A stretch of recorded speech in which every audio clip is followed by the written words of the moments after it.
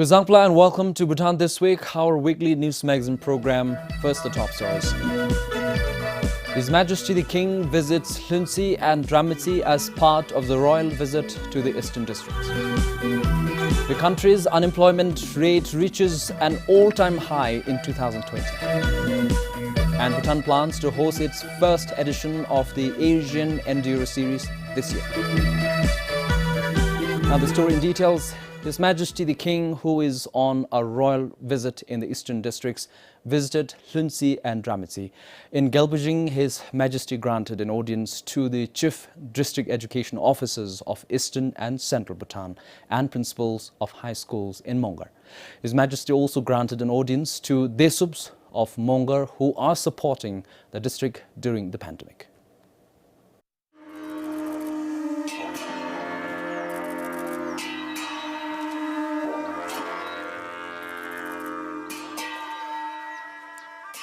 Yesterday, His Majesty the King visited the Namruling Genzin Tatsa in Autso, Hlunsi, accompanied by Her Majesty the Gelsin, Her Majesty Gyemtsir Nyangden Wangchuk and His Royal Highness Getsab Jigme Doji Wangchuk.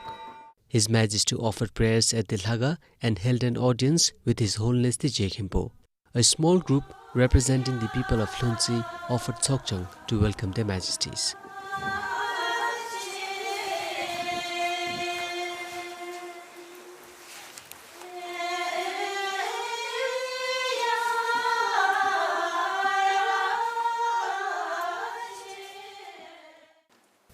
Later in the afternoon, His Majesty met with the students and teachers of Auso Central School. His Majesty also granted audience to the Hlunsi Zongkha COVID-19 Task Force members. As always, His Majesty met with the people, even visiting the home of two women whom His Majesty has met several times over the years during royal visits. On Monday, their Majesties, with His Royal Highness Gyaltse Jigme Namgyal, visited the Thechok Namdrol Ugen Choling Lhaga in Dramitse.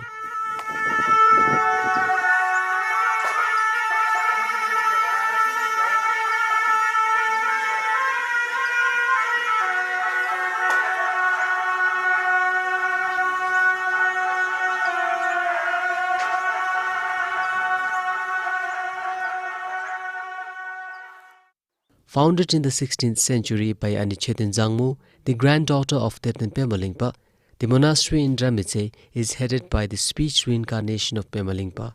It is an important seat of the Peling tradition in the east.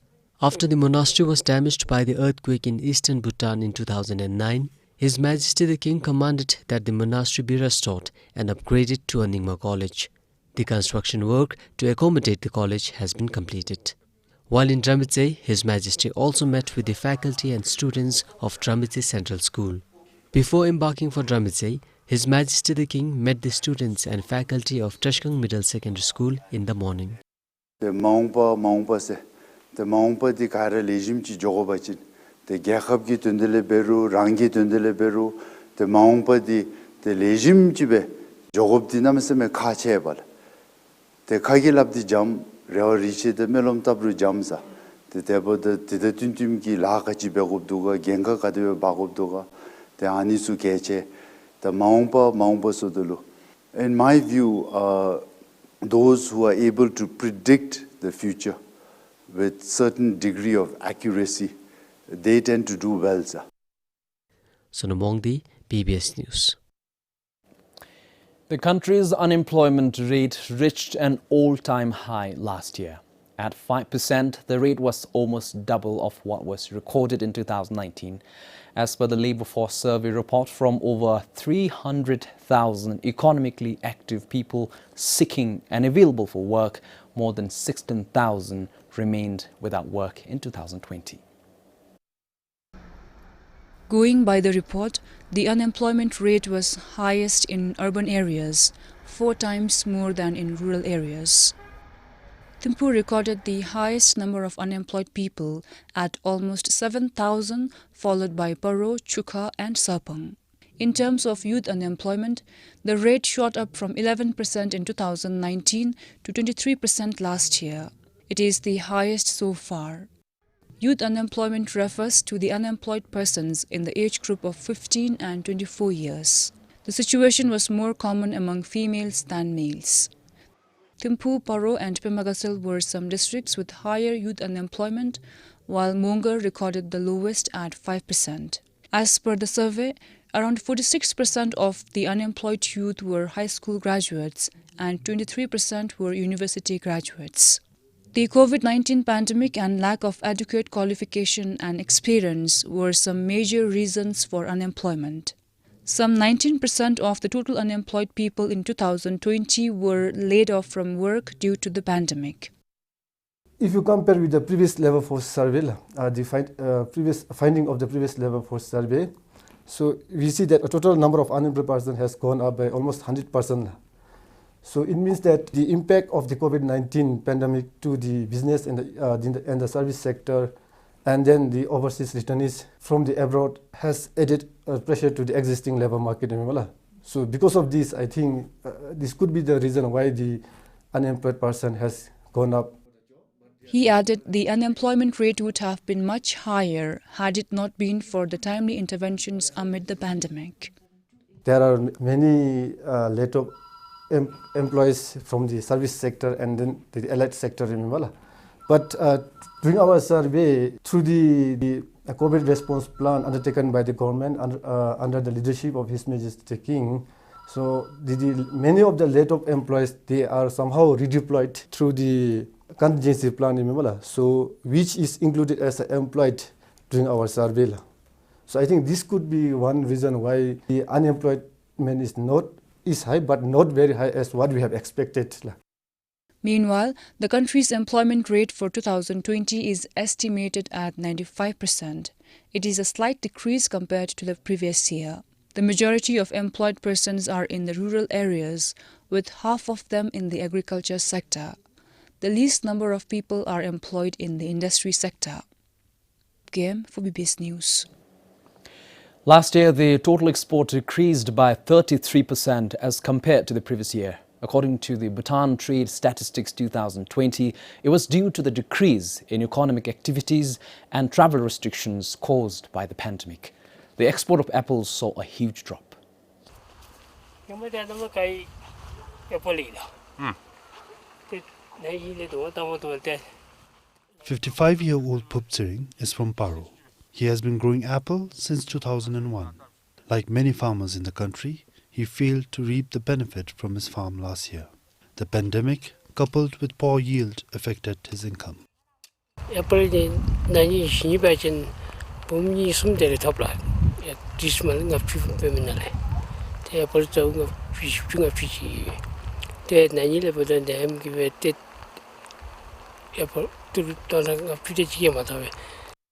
According to Bhutan Trade Statistics 2019, the country exported more than 3,000 tons or about 300 truckloads of apples in 2019.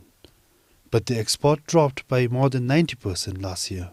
Only 124 tons or about 12 truckloads of apples were exported last year. Similarly, the export of potatoes, oranges and cardamom also recorded a drop. 2020 season we have facilitated export of all these agricultural commodities despite the pandemic challenges. But as I said, there was some challenges to the exporters, but there wasn't any sort of leftover volume which were not exported. So in fact we have exported all those that were meant for export. However, the farmers got an opportunity to sell in the local market. From the supply side, there was almost a constant supply, and export got decreased because there was an opportunity to trade inside in the domestic market. So they have exported only those that they cannot be consumed in the domestic market. So therefore the export went down a little bit. Otherwise there was no interruption in terms of export facilitation from the ministry's side. He said although the ministry helped to export, adhering to the COVID-19 protocol might have affected the process. But farmers like Phuptsering are hopeful for better returns next time. Ishidoji for BBS News. The finance minister now says they are not sure whether the state-owned enterprises or SOEs would get the performance-based variable incentive or not. In February, the minister said the SOEs would get the incentive. PBVI is to be given based on the annual performance of the SOEs. The finance minister said an independent performance evaluation team will review the performance ratings first.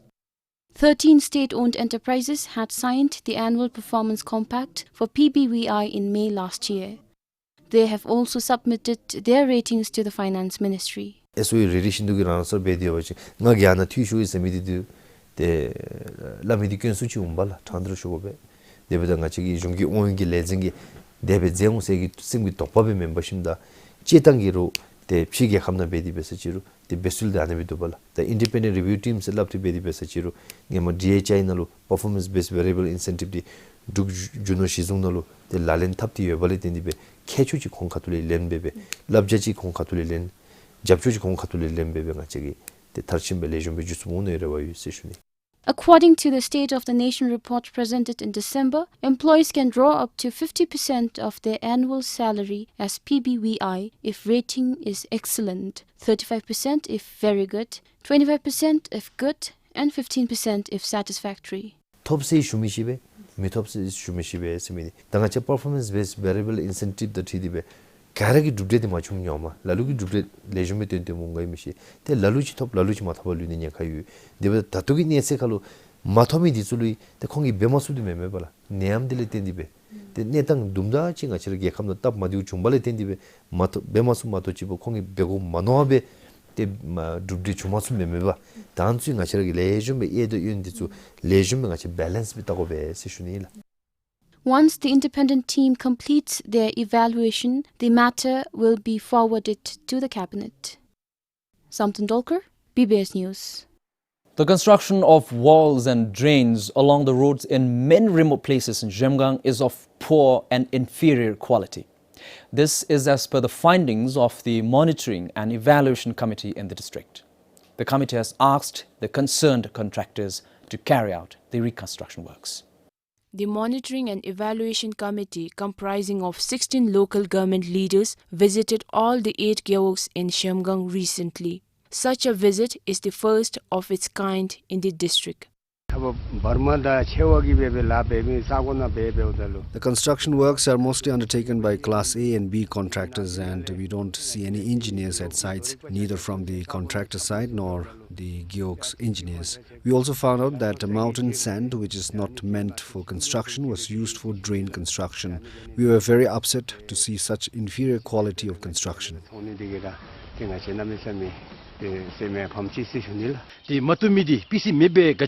The problem we found out at the sites was poor and inferior quality of work done, especially with the use of construction materials. But now the committee has asked the contractors to redo the work.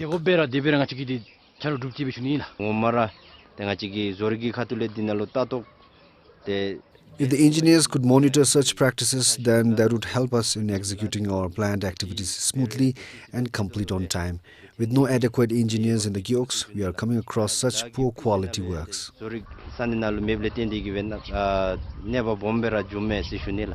The issue was also discussed in the recent Dzongkhag Tsogdu. The Dzongkhag Tsogdu chairperson said the Monitoring and Evaluation Committee is formed to keep such malpractices at bay and to keep track of the ongoing plant activities in the geoworks. Shemgang has so many activities in the pipeline, and we have a renovation of farm roads and construction of new farm roads in all the geoworks. We are investing a huge chunk of government funds into all these constructions. So, we have to have the accountability and transparency to monitor and curb such practices. Having a monitoring and evaluation system in place will enhance efficient public service delivery hereafter.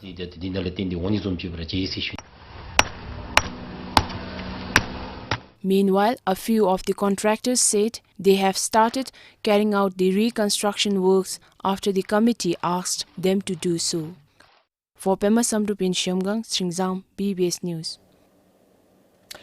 Selling a car without transferring vehicle ownership is technically illegal. While this is reflected in the Road Safety and Transport Authority Act of 1999, the RSTA says many still do not follow it. The office is now carrying out a review of their vehicle registry system and says defaulters will be penalized. According to the RSTA, more than 13,000 vehicles have either not updated their vehicle documents or transferred the ownership after selling them. A penalty of 100 ngitam is imposed for each day if the ownership has not been transferred within 15 days from the sale date. The person will also not be granted any new vehicle registration. The RSTA says transferring vehicle ownership has become even more crucial due to increasing sales of second-hand cars in the country. Supposing I own a vehicle and I sell it to another person. Now, if that person gets into any traffic infringement, including crashes, or have not updated the annual vehicle documents, because the vehicle is still in my name, so I will be held liable. So what that means is if I want to register another vehicle in my name, I will not be allowed to, because there is a record, there are negative records from my earlier vehicle. The vehicle ownership transfer tax was revised from 5% to 1% in January last year. RSTA says their review of the registry system is carried out by inspecting the vehicle documents as well as history of traffic infringements. They'll have to find a way to track the present owner of their vehicles. If the vehicle is scrapped off, if it is no longer on the road, if it is beyond repair, they'll have to report it to us, and then we remove it from the system after paying the relevant penalty. Similarly, if a vehicle is sold outside the country by third party or fourth party or by that individual, that an individual can sell his or her vehicle outside the country upon deregistration from the RSTA and after obtaining no objection certificate from the RSTA. Although the review will take time, the RSTA says offenders will be ultimately caught and penalized. Today, there are over 100,000 motor vehicles registered with the RSTA in Bhutan. This is Ringdandup, BBS News. Brush your teeth twice a day for good oral health. We have been hearing this every time, but a healthy mouth during pregnancy is even more important for both mothers and babies. Doctors say not taking care of your teeth can have adverse effects during pregnancy. Johnny Dema tells us more. The pregnant women come here to check their teeth. There is a separate room for them. A survey shows that oral health care during pregnancy is poor in Bhutan. The Health Ministry's last oral health survey of pregnant women in 2017 says 60% of pregnant women had dental issues, and most of them do not visit the hospitals.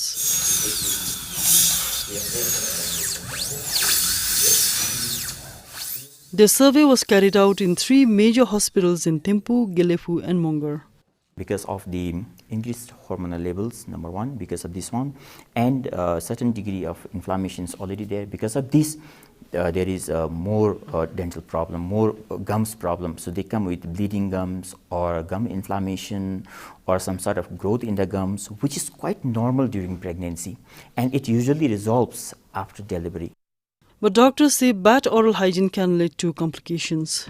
More gum inflammation or poor oral health can have some adverse effects in the early pregnancy. It might lead to miscarriages sometimes, and in the later stages of the pregnancy, it might lead to preterm delivery or premature births, like birth weight being lower than normal. And other thing is, among pregnant women, they have to encourage on more balanced diet. To improve and promote oral health care among pregnant women, the Community Health Department under Galtsin Jitsanpema Mother and Child Hospital introduced oral health counseling last year. Almost 2,400 pregnant women came here since then. They were advised to brush their teeth at least twice a day, scrap their tongue and use an antimicrobial.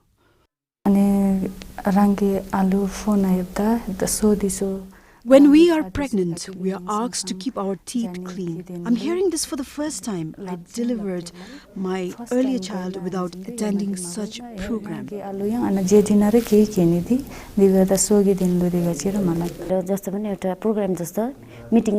After attending the session, I know how to keep our teeth clean and also understood about the risk of gum diseases, especially when I'm pregnant.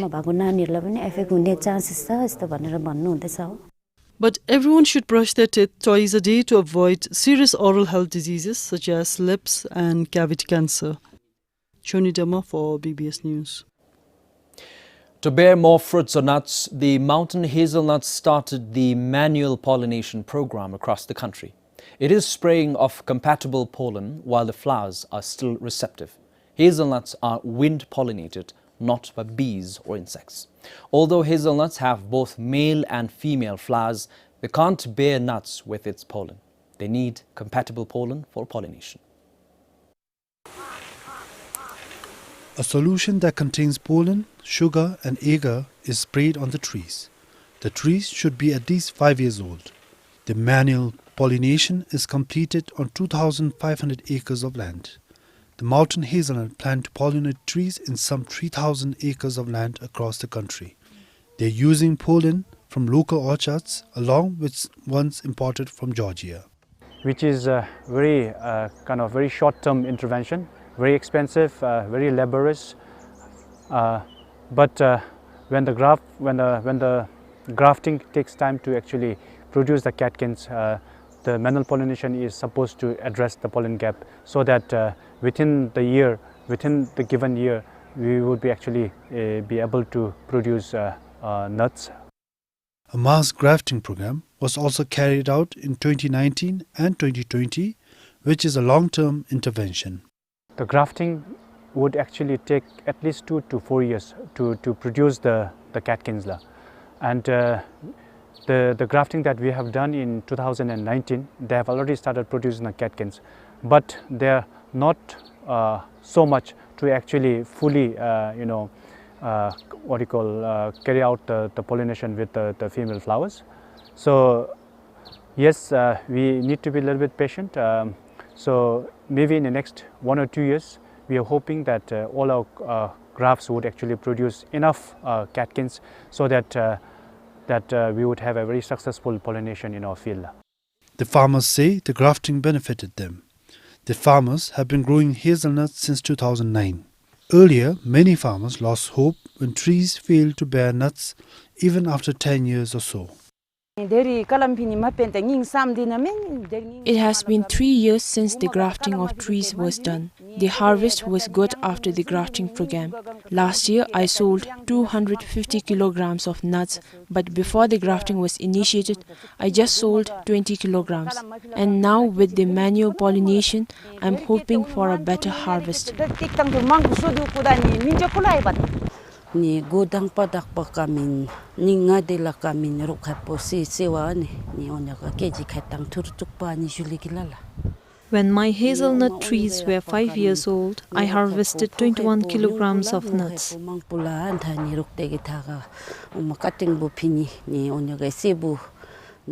And after the grafting program, I sold nearly 160 kilograms of nuts last year.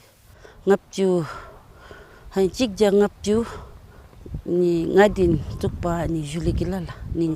this year, the company carried out a manual pollination program twice in my orchard. I am expecting a bountiful harvest this year. Today, there are more than 10,000 households and community groups growing hazelnuts in 18 districts. Some 21 metric tons or 2 truckloads of hazelnuts were produced last year. And farmers are hoping for increased production this time. For Sonam Tsering in Monga, Yishidoji for BBS News. If everything goes as planned, Bhutan will host its first edition of the Asian Enduro series later this year. Enduro is an off-road mountain bike sport held on extended cross-country and off-road courses. Initially, the event was slated for last year, but it got postponed due to the COVID-19 pandemic.